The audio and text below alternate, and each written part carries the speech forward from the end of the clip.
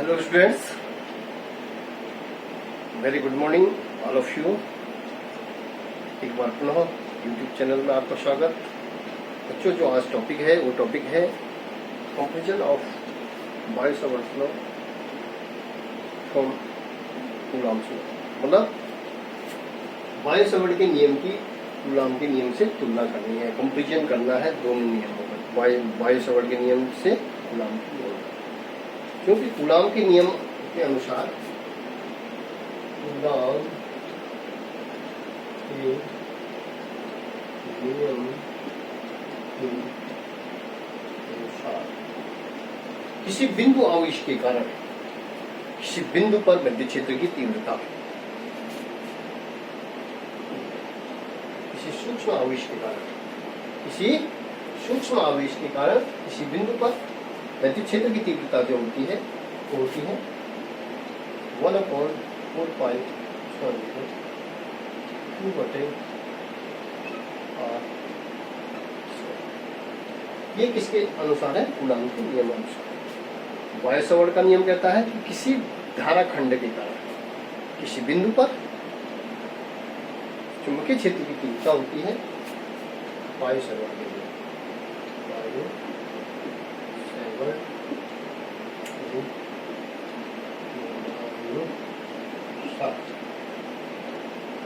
किसी सूक्ष्म धारा खंड के कारण I डेल्टा L के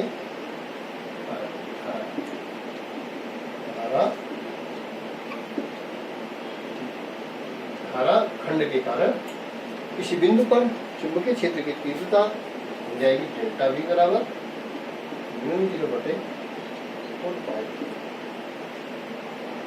I डेल्टा L बटे साइन थीटा। ठीक हो गया। ये जो है हमारा, ये कूलॉम के नियम से है, ये बायो-सवर्ट के नियम है। अब दोनों की जो तुलना करें हम, तो सबसे पहले तुलना तो ये है कि जो कूलॉम का नियम है वो सूक्ष्म आवेश के कारण किसी बिंदु पर विद्युत क्षेत्र की तीव्रता हम निकालते हैं, सूक्ष्म आवेश हम लेते हैं, क्योंकि आवेश क्या है? अदिश राशि है। ठीक है, तो हम ये लेते हैं सूक्ष्म आवेश के कारण, जबकि इसमें लेते हैं गतिमान आवेश के कारण, धारा खंड के कारण। बायो-सवर्ट का नियम है धारा खंड के कारण, गतिमान आवेश के कारण किसी बिंदु पर चुंबकीय क्षेत्र निकालना है। दूसरा जो है, इसमें जो है सिमिलरिटीज है दोनों नियम में, कि जो ये कूलॉम का नियम है, कूलॉम के नियम के द्वारा जो विद्युत क्षेत्र की तीव्रता होता है, ये व्युत्क्रम के वर्ग का नियम, व्युत्क्रम के वर्ग का नियम है। और ये जो बायो-सवर्ट का नियम है, ये भी व्युत्क्रम के वर्ग का नियम है। ठीक है। तीसरा जो है ये क्या करता है? कूलॉम का नियम है, क्योंकि आवेश जो है अदिश राशि है और धारा खंड क्या है? सदिश राशि है। तो उसके कारण ये जो है सूक्ष्म आवेश के कारण, ये किस पे निर्भर करता है? किसी बिंदु आवेश के कारण किसी बिंदु पर विद्युत क्षेत्र की, किसी भी माना इस बिंदु पर P पर निकालना है विद्युत क्षेत्र, इस पर निर्भर करता है, उनके बीच की दूरी पर निर्भर करता है। जबकि बायो-सवर्ट का नियम धारा खंड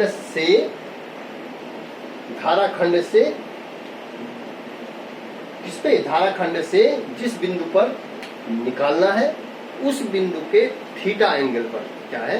कोण पर क्या करता है? निर्भर करता है। एक ये डिफरेंस है इसमें, ये तुलना कर सकते हैं हम लोग। अगला जो अंतर है इसमें, कूलॉम के नियम के अनुसार विद्युत क्षेत्र की तीव्रता सूक्ष्म आवेश एवं बिंदु P को मिलाने वाली रेखा के अनुदिश है, जबकि ठीक है, और जबकि वो क्या है? धारा खंड के, मैं कह रहा हूं कि बायो-सवर्ट का जो नियम है वो धारा खंड से बिंदु को मिलाने वाली, धारा खंड से, जिस प्रकार से हमने इसमें बताया, माना सपोज एक वृत्ताकार कुंडली है, इस धारा खंड से, इसका केंद्र O है, तो इस केंद्र पर माना सपोज हम क्या निकाल रहे हैं? चुंबकीय क्षेत्र निकाल रहे हैं। तो धारा खंड के कारण किसी बिंदु पर जो है, ये जो है इसके लंबवत है, यहाँ पर जो है ये दूसरे की क्या है? लंबवत है और थीटा पर निर्भर करता है। इसमें निर्भर कर रहा है थीटा, आराखंड डेल्टा एल और ये बिंदु। तो यहाँ पे जो एक दूसरे के ये क्या है लंबवत है जहाँ पे चुंबकीय क्षेत्र होता है। ठीक है, तो इस तरीके से हम इसकी तुलना कर सकते हैं। अगला जो हमारे पास जो अगला टॉपिक है वो टॉपिक है रिलेटिव परमेबिलिटी, मतलब अपेक्षित चुंबकीयशीलता। अपेक्षित चुंबकीयशीलता, अपेक्षित चुंबकीयशीलता, अपेक्षित चुंबकीयशीलता जिसको हम म्यू आर से डिनोट करते हैं। रिलेटिव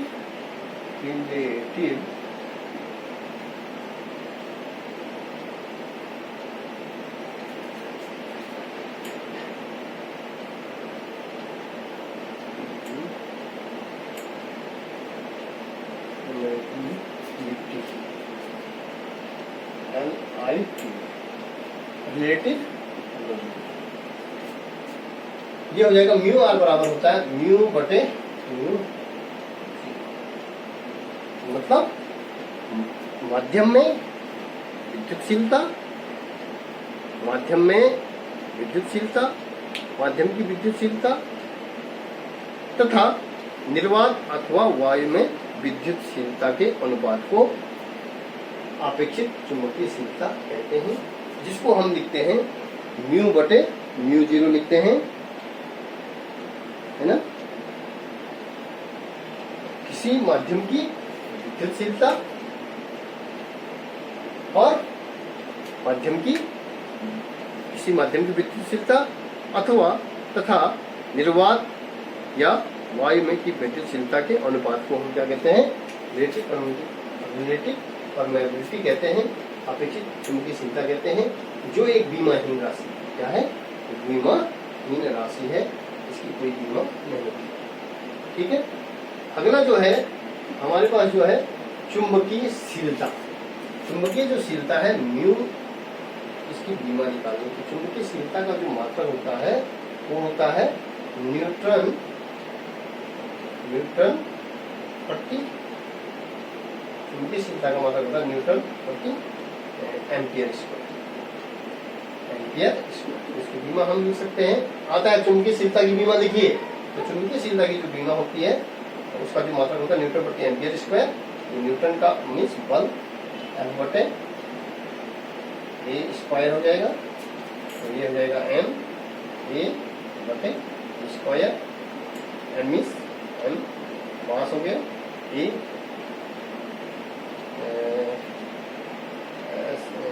एक्सेलरेशन हो गया एंटी माइनस 2 बटे ए स्क्वायर,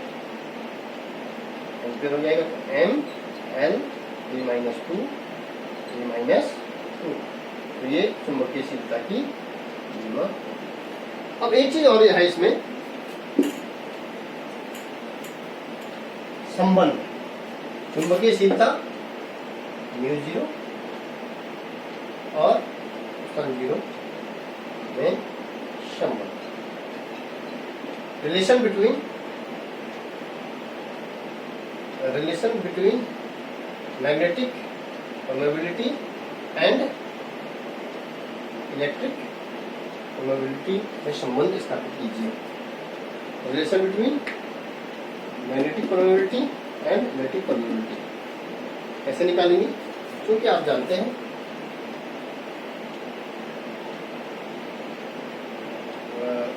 ये हो जाएगा 1/4π0 का मान होता है 9×10⁻⁹।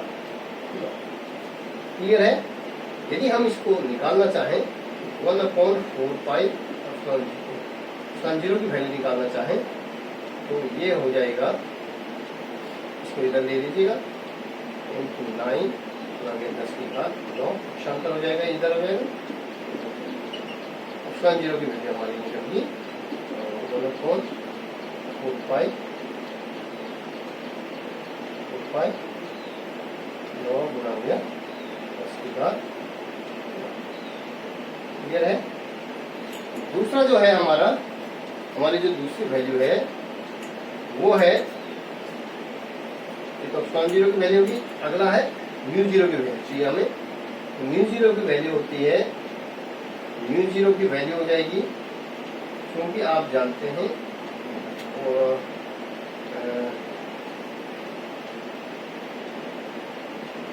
म्यू जीरो बटे 4 पाई बराबर होता है 10 की घात माइनस 7। ठीक है, तो इसलिए म्यू जीरो बराबर इसकी जो स्टैंडर्ड वैल्यू है, तो म्यू जीरो की वैल्यू है 4 पाई इंटू 10 की घात माइनस 7। ठीक है, अब हम जो है म्यू जीरो की जो वैल्यू, यदि इनको दोनों को एप्सिलॉन जीरो और म्यू जीरो को, ये समीकरण नंबर 1 होगी, ये समीकरण नंबर 2। ठीक है, अब हम समीकरण 1 और 2 को गुणा करते हैं। समीकरण 1 तथा 2 को गुणा करने पर multiplication of equation 1 and equation 2। Now we can epsilon zero into बराबर, एप्सिलॉन जीरो की वैल्यू है 1/4 पाई इंटू 9 10 की घात 9 इंटू 4 पाई 10 की घात माइनस 7। तो 4 पाई से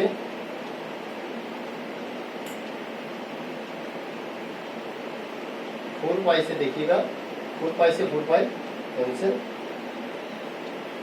तो ये हो जाएगा, इसको ले लेंगे एप्सिलॉन जीरो म्यू जीरो बराबर 1/9 की 10 की घात 9 नीचे है ही है, ऊपर है तो इसको हम ले लेंगे 10 की घात 7, प्लस हो जाएगा, तो ये हो जाएगा 1/9 इंटू 9 7 16, 10 की घात 16। ठीक है, इसको ले सकते हैं 1/3 इंटू 10 की घात 8, इसको देख सकते हैं वो 3 गुणा 10 की घात 8 का स्क्वायर, होल स्क्वायर, 3 का वर्ग 9, 8 का समान होते हैं तो बाद में जुड़ जाते हैं 16 हो गए। ठीक है, तो हम इसको, चूंकि हम वैल्यू जानते हैं सी की, वायु में प्रकाश की चाल हो जाती है, सी की वैल्यू हो जाती है वायु में प्रकाश की चाल 3 गुणा 10 की घात 8, तो हम इसको सी लिख सकते हैं, एप्सिलॉन जीरो म्यू जीरो बराबर 1/c²।